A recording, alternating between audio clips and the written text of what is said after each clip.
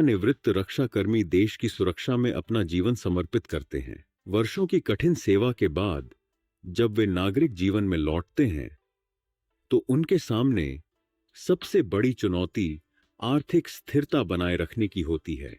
कई बार जानकारी की कमी या गलत सलाह के कारण वे कुछ ऐसी वित्तीय भूलें कर बैठते हैं जिनका असर भविष्य पर गहरा पड़ता है। यहाँ 5 प्रमुख गलतियों का उल्लेख किया जा रहा है जिन्हें पहचानना और उनसे बचना हर सैनिक के लिए आवश्यक है। 1.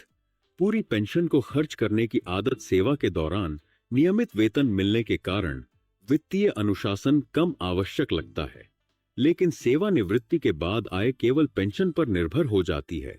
कई सेवानिवृत्त सैनिक पेंशन का बड़ा हिस्सा शुरुआती महीनों में ही खर्च कर देते हैं, जैसे घर सुधार, गाड़ियों की खरीद या गैर जरूरी खर्च। परिणाम यह होता है कि अगले वर्षों में आर्थिक दबाव बढ़ता है। पेंशन का एक निश्चित प्रतिशत बचत और निवेश के लिए अलग रखना आवश्यक है। 2. गलत निवेश। योजनाओं का चयन। सेवानिवृत्ति के बाद लोग जल्दी जल्दी पैसे बढ़ाने वाली योजनाओं के झांसे में आ जाते हैं।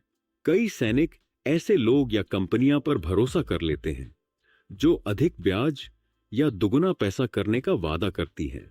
यह अक्सर धोखाधड़ी साबित होती हैं। सुरक्षित निवेश ही सही रास्ता है, जैसे SCSS, PMVVY, post office MIS या बैंक FD। बिना प्रमाणिकता जाने किसी के कहने पर निवेश करना भारी नुकसान दे सकता है। 3. बीमा और स्वास्थ्य सुरक्षा को नजरअंदाज करना। ECHS होने के बावजूद कई परिवारों को विशेष उपचार या प्राइवेट अस्पताल में इलाज की जरूरत पड़ सकती है, लेकिन बड़ी संख्या में सेवानिवृत्त सैनिक अतिरिक्त स्वास्थ्य बीमा नहीं लेते। इसके कारण बीमारी के समय भारी आर्थिक बोझ पड़ता है। साथ ही कई लोग जीवन बीमा या टर्म प्लान को भी गैर जरूरी मान लेते हैं, जो परिवार की सुरक्षा के लिए गलत है। 4. परिवार को वित्तीय जानकारी न देना। कई सैनिक अपनी पेंशन, बैंक खाते, निवेश या लाभों की जानकारी परिवार को नहीं बताते। अचानक स्थिति बदलने पर परिवार असमंजस में रहता है और कई लाभ लेने से चूक जाता है। पारिवारिक वित्तीय पारदर्शिता जरूरी है ताकि भविष्य में कोई कठिनाई न हो। 5.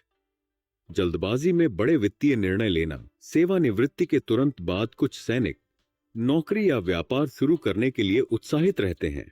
कई बार बिना अनुभव और बिना योजना के बड़ा पैसा लगा दिया जाता है, जिससे नुकसान होता है। आर्थिक निर्णय सोच समझकर विशेषज्ञ की सलाह लेकर ही लेने चाहिए।